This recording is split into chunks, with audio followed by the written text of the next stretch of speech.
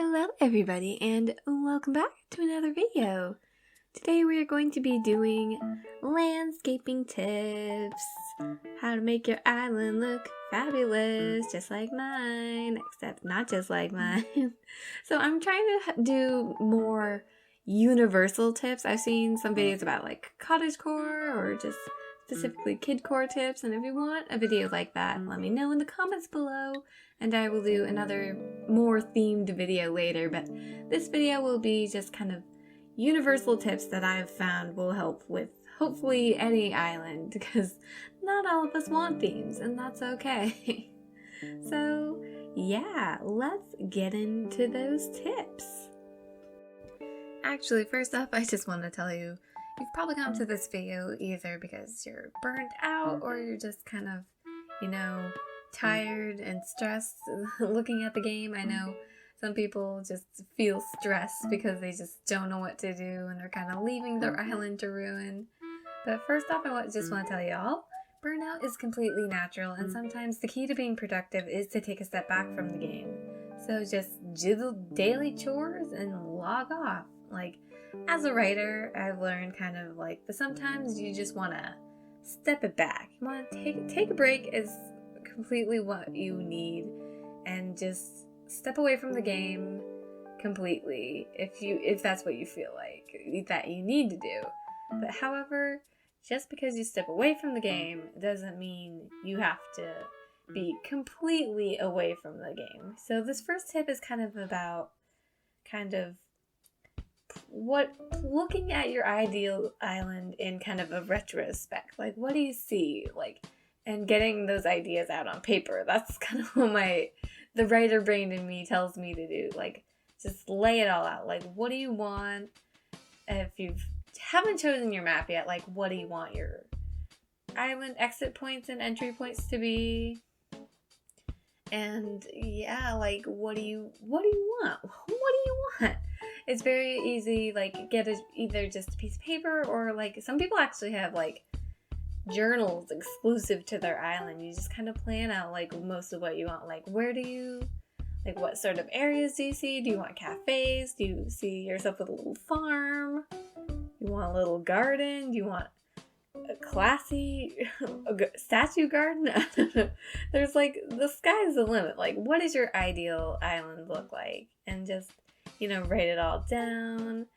Write out what villagers you see yourself having. Like, obviously I was like, I want Wolfgang, I want Bones, I want Marshall. Those three necessities. Like, as soon as I can move them in, get them in there.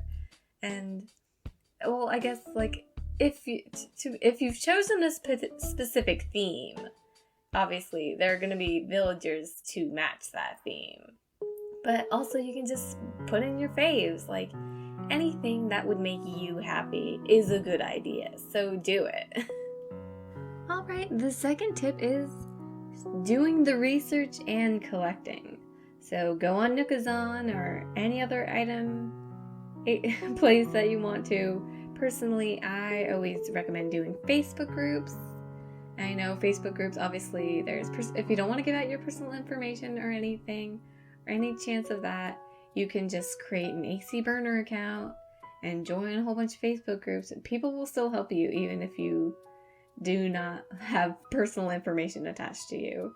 And people there usually are so nice. You could say, oh, I'm looking for this, and people will be like, oh, I have an extra one of that you can just have, or you can come by and catalog it, no charge. Usually people do, like, no charge. And I've had really good success, so I highly recommend Facebook over someplace like Nookazon. You can also do trades on Tumblr. There are messaging groups specifically, I don't know if you can access them through anything other than mobile, but if you have mobile, there are a lot of Animal Crossing trade groups you can do. I don't have as much experience with those.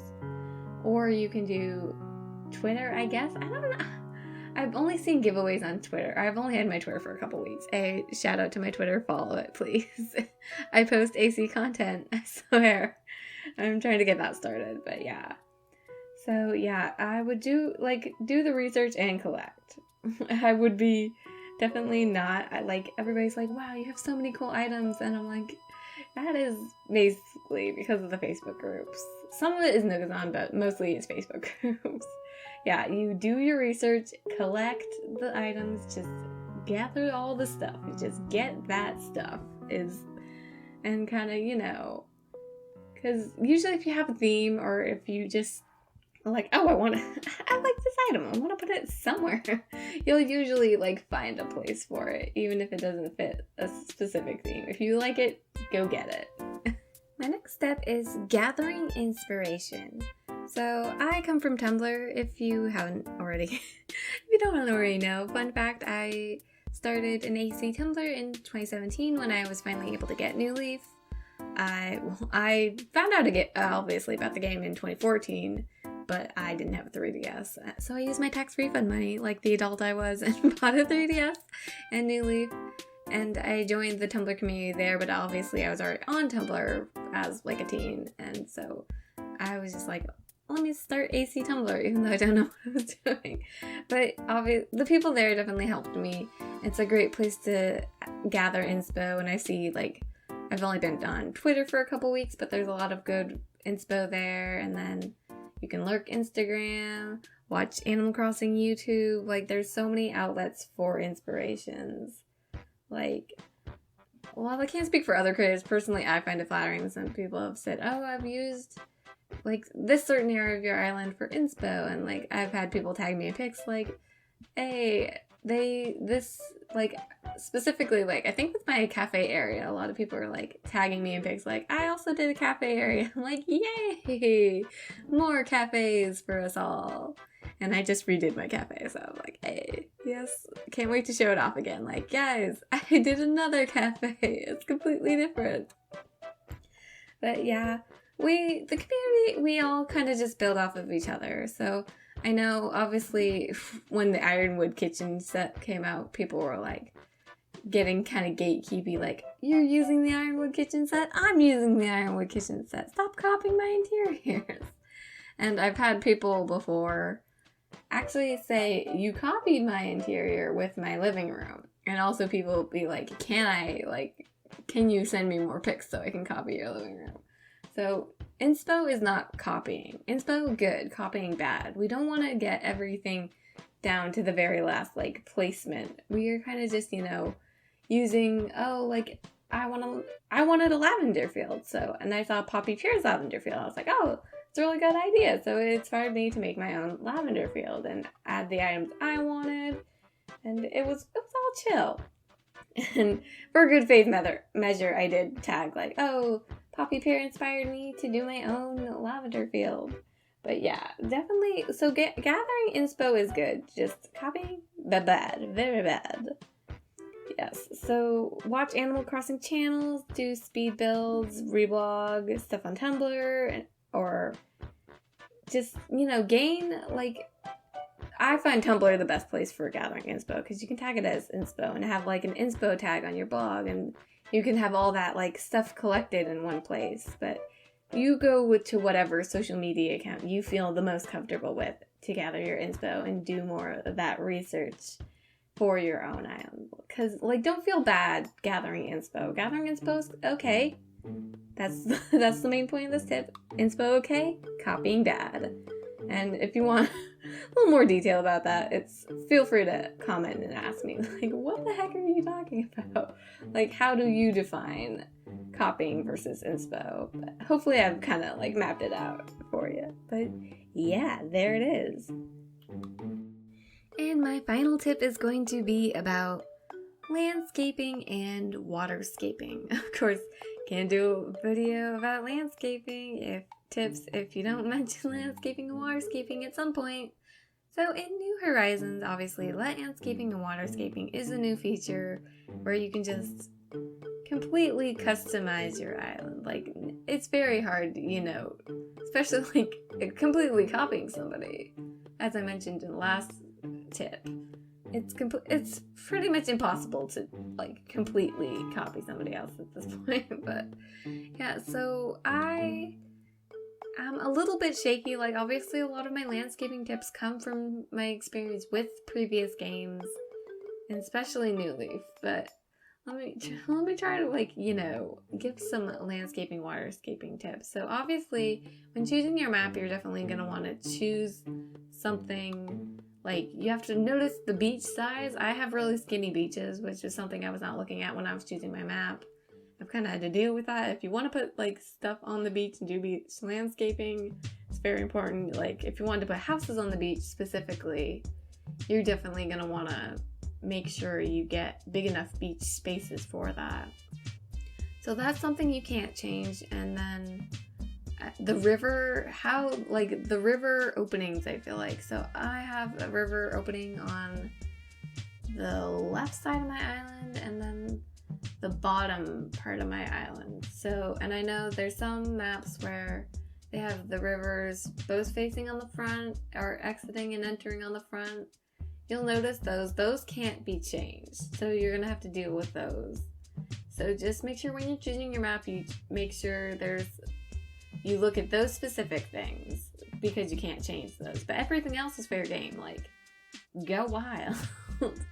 I wasn't like too bothered. I didn't want a lot of cliffs in my town because Avonlea is obviously based off of Anne of Green Gables. It's mostly open kind of country space. I didn't want a lot of cliffs, so I kind of have cliffs more towards the back and like the foresty area. And then kind of, you know, I've messed with my rivers a bit. I have messed with the cliffs a bit. But yeah, for the most part, like, I guess just go wild. Just don't be afraid to like use the feature, kind of test out the waters and see what you want, because you might find out like, oh, I like this better. Like, I had like a cafe my cafe area was raised up on a second level, but then I wanted to generate snow boys for the winter season, so I had to take that all down and make just a blank area for more like snowboard rolling area. And I was like, oh, I'll just put it back up when springtime comes around. But now I'm just like, wait a second. What if I just keep the cafe area on the flattened area? Yeah, so I wouldn't have known that if I hadn't deleted that first and trying to do something else for a seasonal area. So yeah, it's really good to kind of, you know, just test out what you want, test out different things. Don't put the label like done on your island. Just go with the flow, you know. That's my best thing for like landscaping and waterscaping. I admit I'm not the best at it, so take my tips with a grain of salt. Just go with how you feel. All right, we have one more tip, I think. My last tip will be kind of, I guess not everybody can follow. Hopefully it's still pretty universal, but I found this is very helpful for combating burnout. Like, I'm like, burnt out. So my island has a seasonal decorating area, which is something I didn't plan for. But yeah, so I used to have a pine tree forest. Isabel's like, nope, too many trees, cut it down. And so my next project, that area became a lavender field. And I kept that for spring and summer, but then in October, I was like, okay, the purple isn't gonna work with all these colors. So maybe I should change this area into something else. And then I came up with corn maze / pumpkin field. So it was a pumpkin field / corn maze. I used all the Halloween stuff and it was really cool. I loved it. And then I was like, okay, for now, I was like, okay, this is obviously isn't going to work in winter. So for winter, it was a pine tree Christmas lot. I have all the build videos on my channel if you want to check those out. But yeah.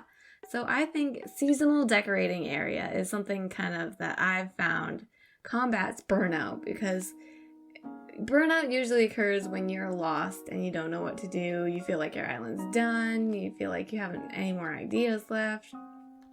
But I'm like, hey, changing it up. I already have to, I have to change the area now back for spring. But yeah, it's like a constant like carousel stuff. Your island will never be completely done. You have something to do. It's worth kind of like looking into if you can find an area on your island big enough. I've found it's super helpful with like combating burnout. I love it. It's great. Yeah, so I guess that's my last tip for now. And like I said, if you do want me to do specifically kidcore, specifically cottagecore, obviously Avonlea is a cottagecore island, so I will have a lot more tips for cottagecore. And yeah, let me know if you are feeling burnout, and you just want to like talk about hopefully these tips were able to help you if you are feeling burnout. And I hope you all are inspired now to get your island in shape, make it looking beautiful. All right, thank you all for joining me today. If you like my videos and my content, please make sure to leave a like, comment, and subscribe if you are new. I really appreciate y'all coming out for this video. Thanks for joining me today, and I will see you all next time. Bye-bye now.